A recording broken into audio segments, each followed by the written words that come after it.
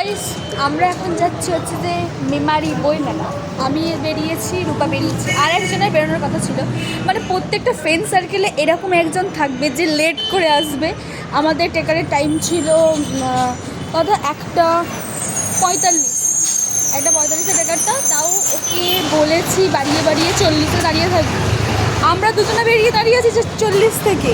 ওকে phone করেছি বেরো, হ্যাঁ বেরোচ্ছি।